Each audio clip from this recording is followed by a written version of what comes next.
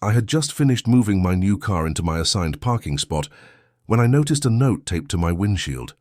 It was from the HOA, scolding me for illegally parking in what they insisted was a community-only space. I laughed under my breath, because this wasn't just any spot. It was the corner of the street that I had legally purchased years ago, long before the HOA even existed. The audacity of their claim was mind-blowing, and honestly, I was a little curious to see how far they'd go. Over the next few days, the HOA ramped up their harassment. They left angry letters, threatened fines, and even tried to tow my car. I decided it was time to remind them who was really in charge. I dug through the property records, and sure enough, every piece of paper confirmed my ownership of the road and the surrounding lot, making the HOA's rules technically meaningless in my case.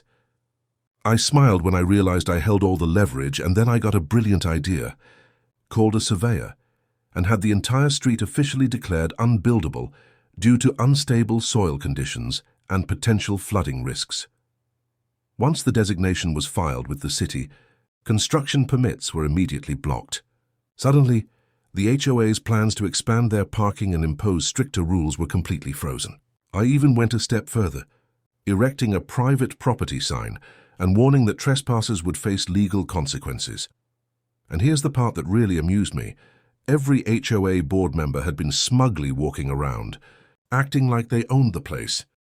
But when the city inspectors came, their faces turned pale. Would you have believed that all their precious community improvements were now legally impossible, thanks to the soil under their feet? The following week, I parked my car in that same spot with complete peace of mind. The HOA tried to protest, but they had no legal ground to stand on. They even attempted a meeting to convince me to negotiate, but I simply reminded them that the road and the parking spot were mine. They finally learned the hard way that power isn't about letters or signs. It's about who actually owns the land.